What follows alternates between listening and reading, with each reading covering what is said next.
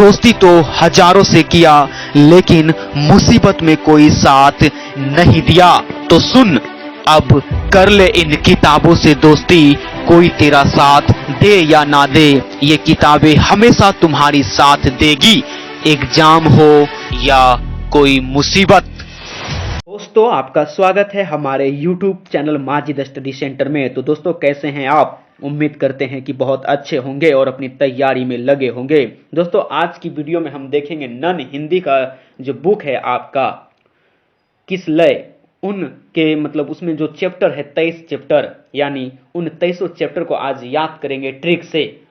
पाठ का नाम, विद्या और लेखक का नाम याद करेंगे ट्रिक से। और आपके मैट्रिक एग्जाम के लिए बहुत ही महत्वपूर्ण साबित होने वाली है ये वीडियो। दोस्तों, इस वीडियो को आप देख लीजिए, यहाँ से आपके 10 नंबर पक्के हैं। दोस्तों, यहाँ से बहुत सारा ऑब्जेक्टिव पूछा जाता है आपके एग्जाम में। दोस्तों, चलिए शुरुआत करते हैं आज की क्लास और देखते हैं आज का क्या है खास बात। दोस्तों, आज की खास बात यह है कि आज हम ट्रिक से याद करने वाले हैं।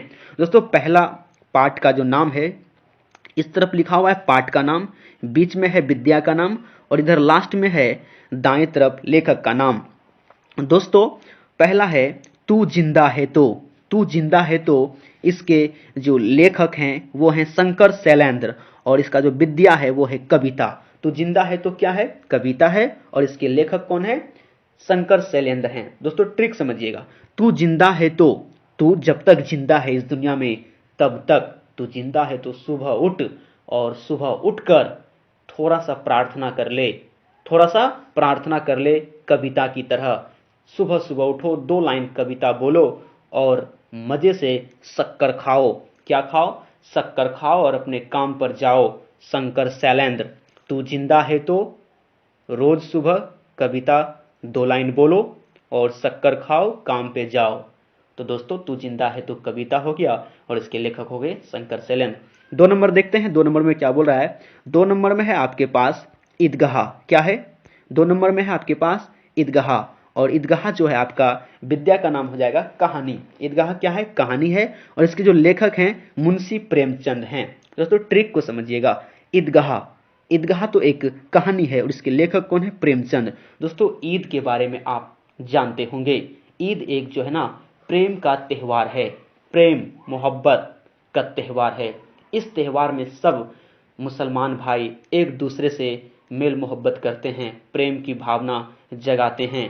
तो दोस्तों, इसमें नफरत की कोई बात नहीं आ सकता है। दोस्तों, ईदगाह जो है वो प्रेम की बात है, यानी प्रेमचंद इनके लेखक हो गए। और ये कहानी पूरे भारत के मुसलमानों को पता है। कौन सी कहानी? यही कहानी कि ईद जो है ना प्रेम का त्यौहार है। ये बात यानी ये कहानी हर मुस्लिम को पता है। दोस्तों, आपको समझ में आ गया होगा। देखते हैं 3 नंबर। 3 नंबर में है कर्मवीर। कर्मवीर जो कि कविता है, इसके लेखक कौन है? हरिओध सिंह उपाध्याय। हरिओध, अयोध्या सिंह उपाध्याय हरिओध इसके लेखक हो जाएंगे। दोस्तों, कर्मवीर क है और वो है, यहाँ पे क है और वो है। दोस्तों, आप समझने का प्रयास कीजिएगा, हम आपको क्या दिखाने का कोशिश कर रहे हैं। यहाँ पे आपका को है और यहाँ पे आपका वो है। क वो, कविता। क्या हो गया? कविता। कर्मवीर क्या है? कविता है। दोस्तों, आपको ये फालतू लगे या कुछ भी लगे, लेकिन हम तो वीडियो बनाएंगे। लेकिन एक बात आपको बता देते हैं, एग्जाम में ना यही बात आपको याद आएगा और आप टिक मारेंगे। दोस्तों, क्योंकि एग्जाम में टेंशन रहता है, याद किया हुआ चीज़ भूल जाते हैं और आप फालतू समझते हैं। कर्मवीर क्या है? कविता है। वो, कब? कविता। इसके लेखक कौन है? हरिओध। हरिओध। दोस्तों, यदि आपका कर्म अच्छा नहीं है, आपका कर्म बुरा है, दोस्तों मेरी बात मानो, मेरी राय मानो कि सुबह सुबह हरिओध, हरि ओम, हरि ओम 2-4 बार जरूर बोलो। हरिओध, हरि ओम, हरि ओम, हरिओध, ऐसे बोलो सुबह सुबह, आपका कर्म ठीक हो जाएगा। कर्मवीर, कविता, हरिओध। चलिए देखते हैं अब 4 नंबर का। थोड़ा सा इसको ऊपर करते हैं और देखते हैं 4 नंबर में क्या है। दोस्तों, 4 नंबर में है बाल गोविंद भगत। बाल गोविंद भगत, इसके विद्या का नाम है रेखा चित्र, और ये हैं इनके लेखक राम वृक्ष बैनीपुरी। दोस्तों, यदि आपको राम वृक्ष वृक्ष वृक्ष के नीचे पूरी खाना है, वृक्ष के नीचे पूरी खाना है बैठकर, तो भगत बनना होगा आपको। क्या बनना होगा? भगत। जो भगत लोग होते हैं ना, वो वृक्ष के नीचे बैठकर पूरी खाते हैं, यानी बाल गोविंद भगत हो गए राम वृक्ष बैनीपुरी। और आप बोलेंगे गलत बात है। नहीं भाई, सही बात है। क्यों? क्योंकि हमने देखा है रेखा चित्र, हमने देखा है रेखा रेखा चित्र। क्या है? रेखा चित्र। बाल गोविंद भगत हो गए, विद्या का नाम रेखा चित्र, और लेखक हो गया राम वृक्ष बैनीपुरी। आपको एग्जाम में जरूर याद आएगा हमारी ये बात। चलिए 5 नंबर में है हुंड्रू का जलप्रपात। हुंड्रू का जलप्रपात, इसका जो विद्या है वो है यात्रा वृतांत, और जो इसका लेखक है कामता प्रसाद सिंह काम। कामता प्रसाद सिंह काम इसका लेखक हो गया, और विद्या हो गया यात्रा वृतांत, और हुंड्रू का जलप्रपात पाठ का नाम है। इसको याद कैसे रखेंगे दोस्तों? यहाँ पे लिखा हुआ जल जल जल जल जल जल जब बहती है ना, तो जल को बहने के लिए किसी यात्रा की जरूरत नहीं होती है दोस्तों। ये जहां से निकलेगा वहीं से यात्रा बन जाएगा। घर को भी तोड़ सकता है, पहाड़ को भी तोड़ सकता है। इनके लिए यात्रा ही यात्रा है। और वृतांत, ये सभी चीज को वृतांत कर देता है। पेड़ पौधे, बाग बगीचे, खेत खलिहान, सबको अपने साथ बहा कर लेके चल जाता है। कौन? जल जल। यात्रा वृतांत वृतांत कर देता है। इसके लेखक कौन है? कामता प्रसाद सिंह। और कांता रहता है लोग, यानी कामता कांता, यानी कानने लगता है लोग, यानी कानने मतलब रोने, रोने लगता है लोग जब जल की बरसात होती है। कामता प्रसाद सिंह काम। और किसी को कोई काम नहीं मिलता है, सब घर बर्बाद हो जाता है, लोग बह जाते हैं, तरसते हैं काम करने के लिए, लेकिन काम नहीं मिलते हैं दोस्तों। चलिए अब 6 नंबर का देखते हैं। 6 नंबर बोलता है बिहारी के दोहे। बिहारी के दोहे, आपके बिहारी इसके लेखक हो गए। और इसका जो ये हैं क्या बोलते हैं विद्या है, वो है कविता। बहुत ही इजी है दोस्त। बिहारी के दोहे, बिहारी जो होते हैं ना, वो पगड़ी बांध करके दोहे बोले तो कविते गाने लगते हैं दोस्तों। ये कविता है, बिहारी के दोहे, दोहे से कविता। आगे 7 नंबर बोलता है ठेस। ठेस के जो लेखक हैं फणीश्वर नाथ रेणु।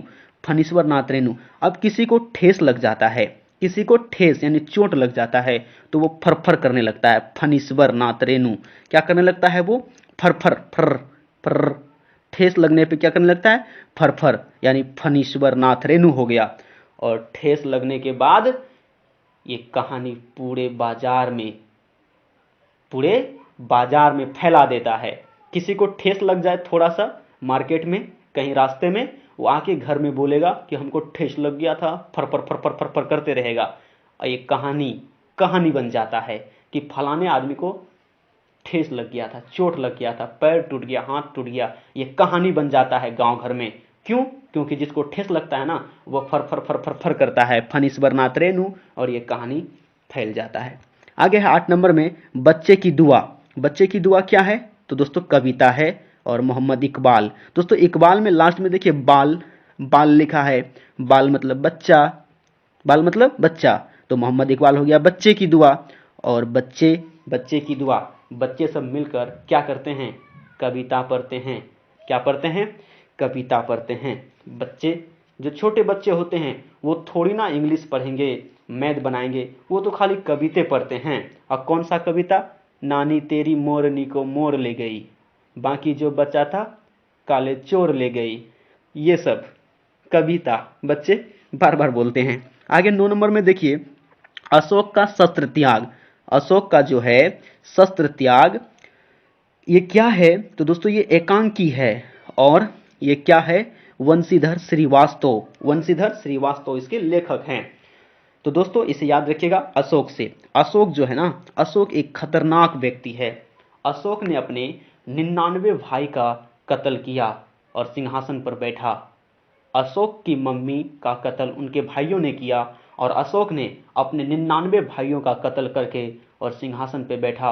अशोक एक ऐसा महाराजा था जिन्होंने बहुतों को बलिदान दिया है।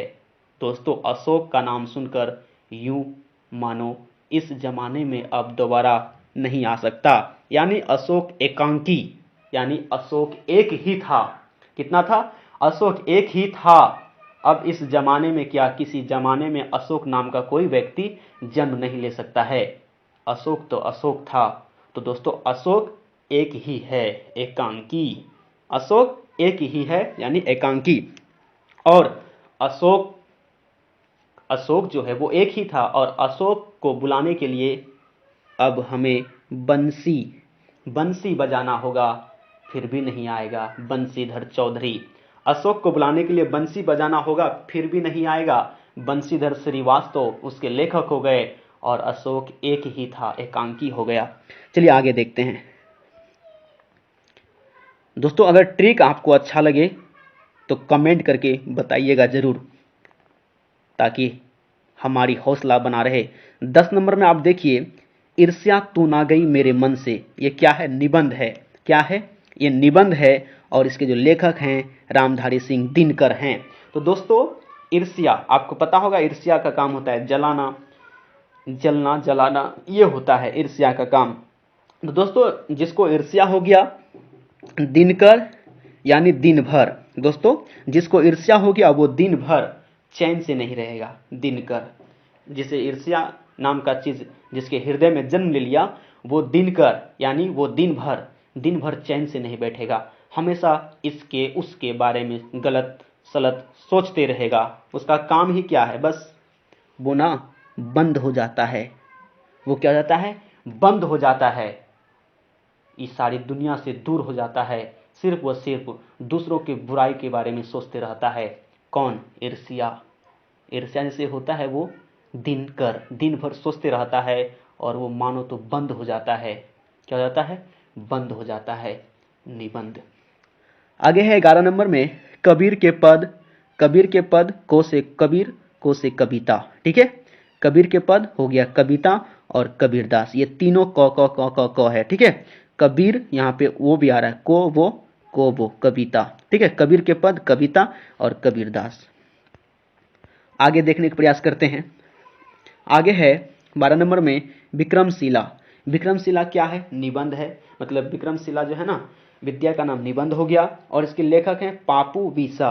दोस्तों विक्रमशिला, विक्रमशिला आपका निबंध है। ठीक है, और ये पापू विसा। दोस्तों विक्रमशिला में आपको पता है कि बहुत सारे विश्वविद्यालय थे उसमें, और बहुत सारे अध्यापक थे, बहुत सारे छात्र थे, और वो सभी क्या थे? रूम में बंद थे। क्या थे वो? रूम में बंद थे, यानी निबंध हो गया। और पापू पापू पापू यानी पापा पापा कर रहे थे। क्या कर रहे थे? पापा पापा पापा पापा कर रहे थे। कौन? विक्रमशिला में बहुत सारे छात्र अध्यापक थे। ठीक है, और वो सभी क्या थे? एक रूम में बंद थे, और सब पापू भी सह कर रहे थे, पापा को बुला रहे थे, लेकिन कोई नहीं चाह रहा था। दोस्तों बस ये ट्रिक के लिए है, दिल पे नहीं लेना है। आगे बोला है दीदी की डायरी। दीदी की डायरी, डायरी है। कौन है? डायरी, बिल्कुल इजी है। Diary, diary. और इसके लेखक कौन है? इसके लेखक जो हैं वो इसे कभी कभी आपके ऑप्शन में संकलित रहता है, कभी कभी पापू भी सर रहता है। तो दीदी की डायरी, दीदी की डायरी जो है ना, लेकर के संजू भाग जाती है। तो दीदी जो है ना, पापू पापू पापू पापू करने लगती है। पापू मेरी डायरी संजू लेके चली गई है, मुझे नहीं दे रही है। संजू, आप पढ़े होंगे दीदी की डायरी, तो उसमें एक संजू लड़की है। ठीक है, संजू जो है ना, दीदी की डायरी पढ़ी है दोस्तों। तो दीदी की डायरी संजू लेके भाग जाती है, और दीदी पापू पापू पापू पापू करने लगती है। आगे है पीपल। पीपल, पीपल का जो पेड़ है ना, मतलब पीपल जो है ये कविता है, और इसके लेखक कौन है? गोपाल सिंह नेपाली। चलिए थोड़ा सा इसे ऊपर करने का प्रयास करते हैं, और फिर आपको बताने का प्रयास करते हैं। चलिए यहाँ पे देखते हैं पीपल। पीपल जो है आपका कविता है, और इसके लेखक कौन है? गोपाल सिंह नेपाली। दोस्तों यहाँ नेपाली वर्ड को पकड़ते हैं। जो नेपाली होते हैं ना, वो पीपल के पत्ता खा जाते हैं। ठीक है, जो नेपाली होते हैं वो पीपल के पत्ते को खा जाते हैं। कौन? नेपाली।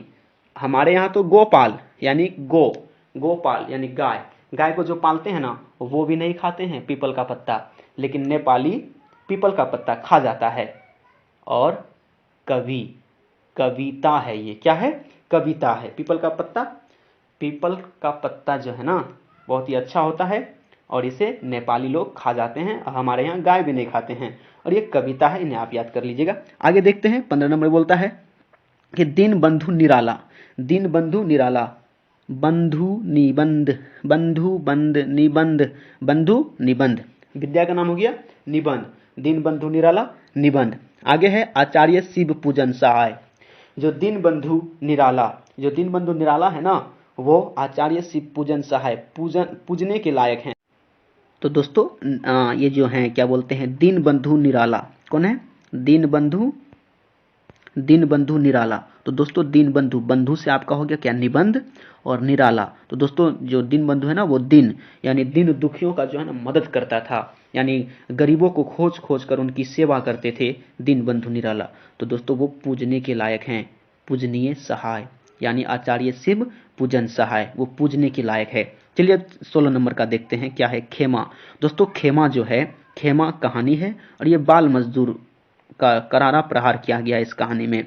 और इसके जो लेखक है ना पापू विसा, जो खेमा है उनके पिता खेमा को कसारा का होटल में बेच दिया था। खेमा का पिता खेमा को कसारा का होटल में बेच दिया था। और ये कहानी बहुत ही दर्दनायक है, ये कहानी है। और खेमा जो है ना बेचारा पापू विसा, पापा पापा पापू पापू ऐसे कर रहा था कि पापा मुझे होटल में मत रखो, मुझे मतलब स्कूल भेजो, मुझे पढ़ना है, मुझे स्कूल जाना है। लेकिन उसके पापा खेमा को कसारा के होटल में बेच दिया था और वहाँ पे नौकरी करता था कसारा के होटल में। लेकिन खेमा रोता था कि पापू पापू विसा, यहाँ लेखक का नाम ध्यान दीजिएगा, पापू पापा मुझे होटल में मत रखो, मुझे स्कूल भेजो, मुझे स्कूल जाना है, मुझे पढ़ना है। लेकिन उसके पापा एक भी नहीं सुने। कितना दर्दनायक कहानी है खेमा की, आपको याद हो गया होगा। 17 नंबर देखते हैं। 17 नंबर में बोलता है खुशबू रचते हैं हाथ, खुशबू रचते हैं हाथ, ये क्या है? कविता है। खुशबू रचते हैं हाथ, कविता, क्या है? कविता। और इसके लेखक कौन है? अरुण कमल। कौन है? अरुण कमल। आप देखे होंगे अरुण, अरुण को देखे होंगे।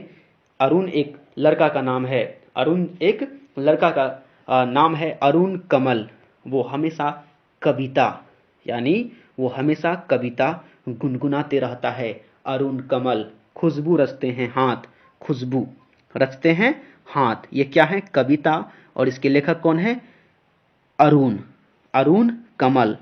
और जो अरुण कमल लड़का है वो हमेशा कविता मतलब गुनगुनाते रहता है। और अरुण जो है अपने शरीर में हमेशा खुशबू मारते रहते हैं। क्या मारते रहते हैं? खुशबू। खुशबू जो है ना, खुशबू हमेशा शरीर में, ठीक है, मारते रहते हैं और कविता गुनगुनाते रहते हैं। कौन? अरुण। आगे है 18 नंबर में हौसले की उड़ान, ठीक है, हौसले की उड़ान, हौसला हो तो बुलंद हो, ठीक है, हौसले की उड़ान, ये क्या है? निबंध है। दोस्तों यदि आप हौसले से मजबूत हैं, यानी आपके पास हौसला है, तो दोस्तों आपको कोई बंद नहीं कर सकता। निबंध, कोई आपको बंद नहीं कर सकता है। यदि आपको कोई बंद भी कर दे तो आप फाटक तोड़कर बाहर निकल सकते हैं। क्यों? क्योंकि आपका हौसला बुलंद है।